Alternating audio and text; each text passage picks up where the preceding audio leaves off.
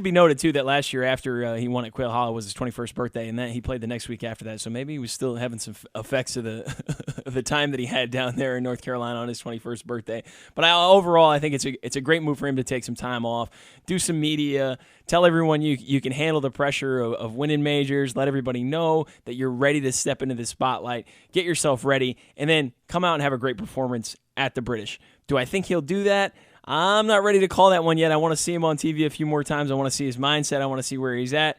But as I said, it's a different game over there completely, and one that doesn't really fit his game right now or what he showed at Congressional. If you hit it high in those over there in England, the wind will blow your ball around. It's a completely different short game and a completely different set of greens that he's going to have to deal with over there. So interesting to see what he does in the next couple of weeks, practice-wise, to get himself ready. Next thing I wanted to ask you about, and we talked about this last week, PGA Tour membership. Tim Finchem, the commissioner of the PGA Tour, was waiting for Rory right as he walked off the tee at the U.S. Open to let him know, hey, we're here. We want you. You know, almost a little recruiting spiel. I mean, I had flashbacks in my college basketball coaching days when I used to have to go recruit kids and wait right off the court, right on the side of the court for them to walk off and say, hey, I'm here.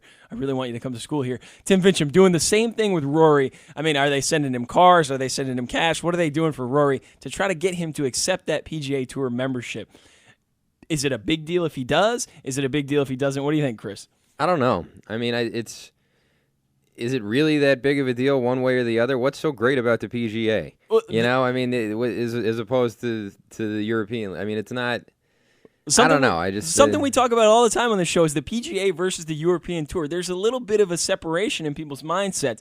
Americans have this idea, or maybe not just Americans. Some people have this idea that the PGA Tour is much better than the European Tour. The players are better. Top to bottom, it's better. There's no question the best players should be playing on the PGA Tour. Others have ideas about the European Tour being just as good or similar. And who knows? It's a subjective thing. It's something that you have to think about. So is it a kick? Who always wins the Ryder Cup?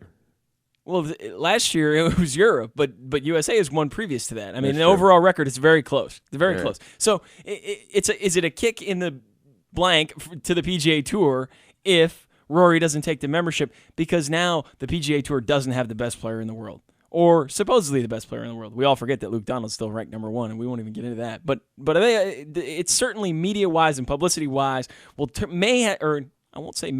has the potential to turn into something negative for the PGA Tour. It could. I think they should really just abolish this whole system and just make it one big thing. You know, enough already. There's certainly reasons why the PGA Tour and why the European Tour will never come together this way. They're all financial, I'm sure. But in the big scheme of things, golf is so global right now. It doesn't need to be just this country and that, or this continent and that continent anymore. It should be everything. It should be everyone, I think. And Chris, that's a great idea. I love it. I love the idea. Let's get everybody together. Let's make one tour. Let's have a global hands. Yeah, let's have a global tour. We'll sing Kumbaya or whatever we need to sing. We'll get together and we'll just have one tour. Everybody will play for big purses every week, and that'll be what it is. That's an awesome idea. That thought never even crossed my mind. I do think I don't think it's going to happen, unfortunately. I don't either. I like your idea. I don't think it's going to happen. They're not answering my letters. So. No, they're not. There's going to be a few things that need to happen in order for that to take place. I do like the idea. I think it's going to continue to stay PGA European, and I do think that there'll be a negative effect on the PGA Tour if Rory turns down that membership to the tour. The media is going to take it and run with it. We will be one of those media stations that do that. We'll talk about it. We'll analyze it. We'll try to figure it out. But if he turns it down, Tim Finchem and the PGA Tour, they're going to take a hit in their publicity and then their reputation. Do you think he will? Absolutely. I absolutely do. I think he'll turn it down? Will he turn it down? Yeah. I don't know if he'll turn it down. That remains to be seen. He can still play 12 events on the PGA Tour, even though he's a non-member, so to speak. I think they should change that rule if he turns it down. That's what I really think should happen. If Rory says, no, I'm staying European, Tim, change the rule for the kid. Let him play 15. He's not going to play more than 20 anyway. He probably doesn't play more than 30 in a season. So let the guys play 15. That way they can show up at the ones that they've won previous and the ones that are big on the PGA Tour. Helps the PGA Tour out. Keeps those guys happy. Let's just accommodate the kid if we can't join hands and sing Kumbaya. Oh, but the PGA Tour can't change their whole thing for one guy. They do it all the time. I know they do, but that's what they're going to say. The PGA Tour does it all the time. So Rory, join the PGA Tour, or Tim, change the rules. That's what we think. Do that. Does he contend at the British Open? What do you think, Chris?